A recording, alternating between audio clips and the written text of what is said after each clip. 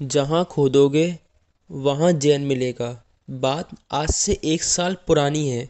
1 जनवरी 2023 की। हिमालय और कैलाश मानसरोवर से निकलने वाली सतलुज नदी के किनारे एक छोटे से कस्बे में भूगर्भ से प्राप्त हुई हजारों वर्ष प्राचीन जैन तीर्थंकर की मूर्ति आपको बताते हैं। एक बड़ा सा बाग था और उस बाग का मालिक अपने नौकरों के साथ 1 जनवरी 2023 को बाग की सफाई हो रही थी और उस बाग के किनारे एक पेड़ था। जब उस पेड़ को हटाने के लिए वहाँ थोड़ी सी खुदाई हुई तो वहाँ देखा गया कि यह कोई पत्थर की मूर्ति है और जब उसको अच्छे से साफ किया गया तो ये पता चला कि ये एक जैन मूर्ति है। जैसा कि आप देख सकते हैं यही वो मूर्ति है। अब हमारा वहाँ से क्या संबंध है वो सुनिए आचार्य श्री निर्भय सागर जी महाराज से। अष्टापद बद्रीनाथ की यात्रा आज पूर्ण हो रही है और यहाँ में ऐसी घनघोर ठंड में जहाँ हिमपात भी मैंने देखा है, बर्फ गिरते हुए देखा है, जहाँ ये पर्वत देख रहा हूँ पहाड़ पर पूरे बर्फ जमी हुई और यहाँ 8 दिन जितनी ठंड रही -8 तक पहुँची। उस बीच में रहने के बाद अब मेरा आज इस बरसात के बीच में प्रस्थान होना है और मैं कहूँ कि इस रहस्य को मैं उद्घाटित ये करना चाहता हूँ कि जो हमारे जैन पुराणों में लिखा है कि अष्टापद आदिश्वर स्वामी, अष्टापद पर आदिश्वर स्वामी जाकर के तपस्या की और उन्होंने वहाँ से मोक्ष को निर्माण को प्राप्त किया है। और यहीं पर मरु देवी ने आकर के घोर तपस्या की है। ये जैन शास्त्रों के अनुसार मरु देवी आदिनाथ की माँ थी। तीसरी बात कहूँ कि जो अंतिम मनु जो माना गांव बना है, ये अंतिम मनु जो कुलकर नाभिराय जिनको मनु कहते हैं, वेदों में हमारे जैन दर्शन में इसको कहते हैं कुलकर।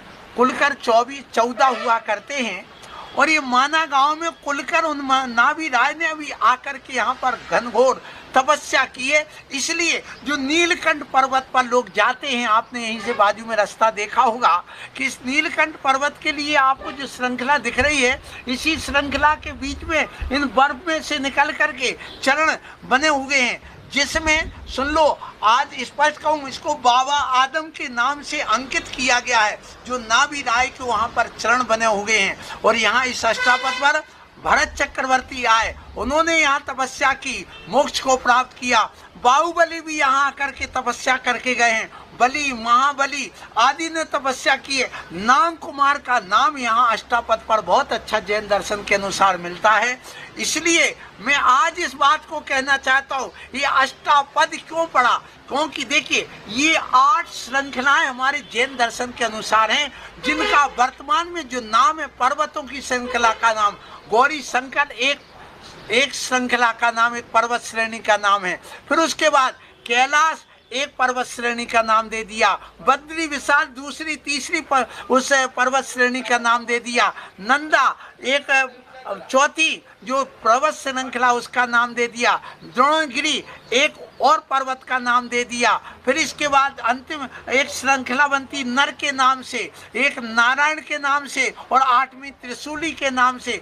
ऐसी 8 पर्वत श्रेणियाँ इस पर्वत वहाँ तक जाने के लिए अष्टापद पे जहाँ से मोक्ष गए भगवान, वहाँ से ये पड़ती हैं, इसलिए इसको अष्टापद कहा गया। और जहाँ पर वो आदिनाथ स्वामी मोक्ष गए, अष्टापद एक शेर जैसा शार्दूल से ऊंचा होता है, उसके आकार से वह बन जाता है, इसलिए इसको अष्टापद गए कहा। और जैन दर्शन के अनुसार यहाँ से असंख्यात मुनि मोक्ष गए हैं।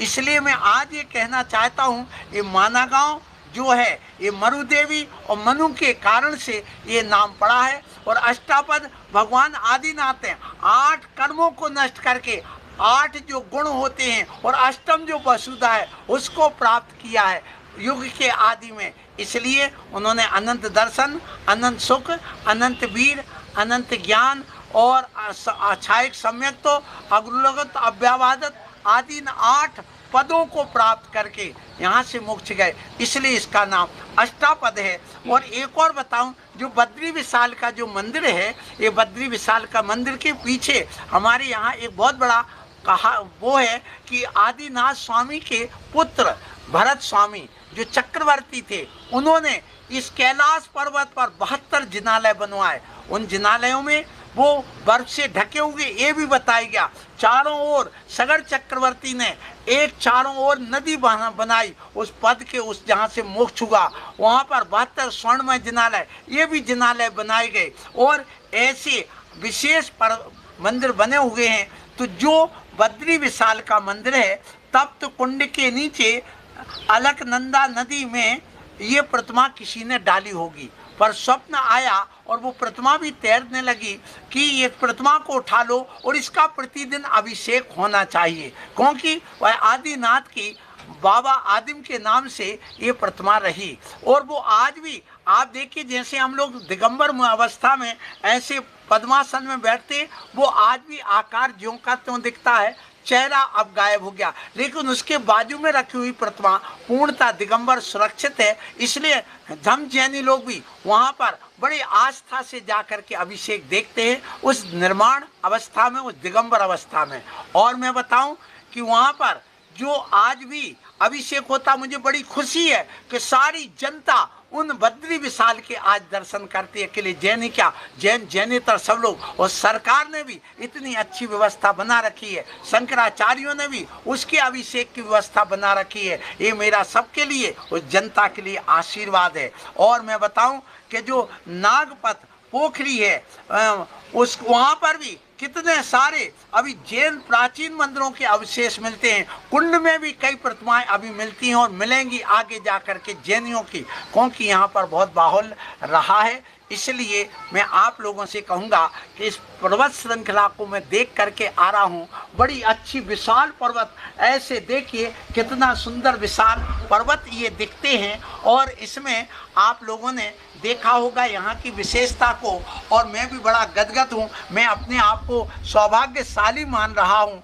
कि देखिए, मैं ऐसी देवभूमि पर एक कण कण जहाँ का पवित्र है, जहाँ देवताओं का निवास रहा है, जहाँ महापुरुष रिद्धि सिद्धि करने वाले महापुरुषों का यहाँ निवास रहा है, यहाँ सभी प्रकार के साधु संतों ने आकर के तपस्या की है। वो किसी भी संप्रदाय के हों, खासकर हिंदू से जुड़े हुए ये संप्रदाय यहाँ पर विशेष लोग से मानते हैं, और जैन बंधु भी यहाँ आते हैं। मेरा यही कहना है कि आप यहाँ पर जब भी आएँ तो मई के 15 तारीख के बाद आएँ, क्योंकि यहाँ पर जो बहुत ज़्यादा बर्फबारी होती है और पानी बरसता है। मुझे 8 दिन हो गए कैसे भी इस पानी बरसते हुए मैं रहा हूँ। मैं जानता हूँ, मैं यहाँ 25 तारीख से आकर के बैठा हूँ, और आज जो तारीख हमारी है, आज 2 तारीख को अब मैं यहाँ से प्रस्थान कर रहा हूँ। आप सबके लिए, भक्तों के लिए आशीर्वाद।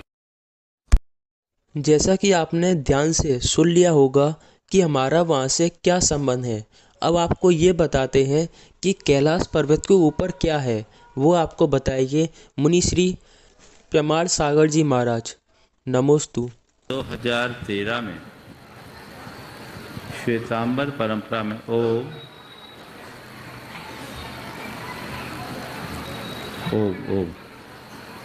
सन 2013 में एक पत्रिका निकलती है नमो तीर्थस्थ। ये श्वेतांबर परंपरा की पत्रिका है। उसमें एक पूरा अंक निकला था, और उसमें जो विवरण कैलाश पर्वत के विषय में दिया गया वो बहुत कुछ चौंकाने वाला था। उसमें उन्होंने एक अमित दोषी नाम के व्यक्ति का उल्लेख करते हुए लिखा कि उसने कैलाश पर्वत की यात्रा की। वहाँ सिद्धाश्रम नाम का एक स्थान है। उस स्थान में न सर्दी है न गर्मी, वहाँ का वातावरण बड़ा अनुकूल, और वहाँ दिगंबर साधुओं का भी स्थान मिला। मैं जब जयपुर था, वहाँ मेरे पास एक योगी आए जो समर्पण योग चलाते, नाम तो मैं भूल रहा हूँ,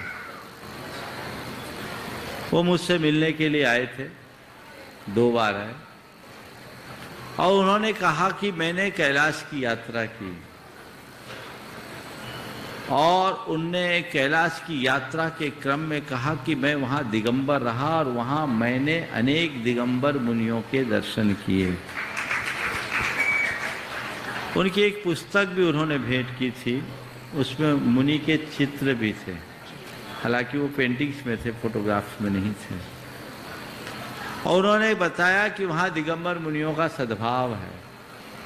और मेरे पास आने की बात, मेरे पास जो आए थे वो केवल इस भाव से आए थे कि महाराज जी, मैं आपके पास केवल इसलिए आया हूँ कि ध्यान को अगर जगत व्यापी कोई बना सकता है तो जैन मुनि बना सकते हैं, आप इसे करें। ये उनके शब्द थे, ये उद्गार उन्होंने मंच में भी प्रकट किए थे।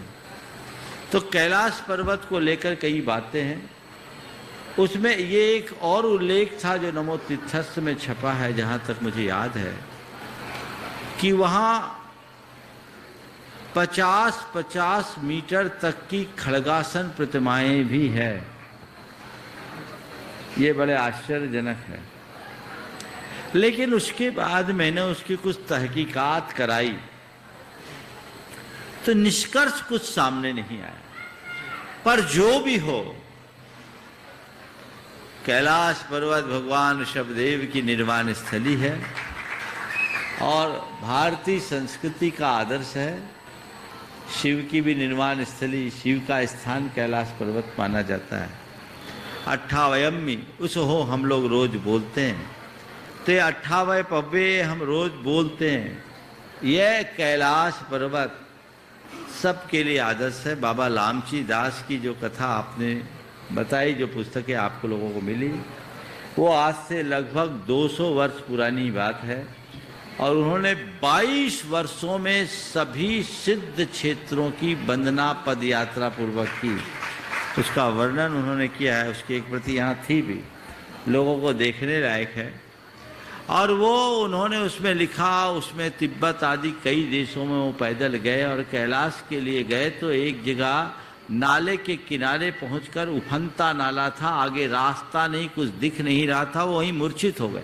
उन्होंने अन्न जल त्याग दिया था कि मैं जब तक कैलाश की वंदना नहीं करूंगा कुछ नहीं करूंगा। और जब उन्हें होश आया तो सामने कैलाश पर्वत और वहाँ के जिनालयों का दर्शन किया, ऐसा उन्होंने उल्लेख किया। वो उनके हाथ से लिखी भी कृति है। ये सब शोध का विषय है।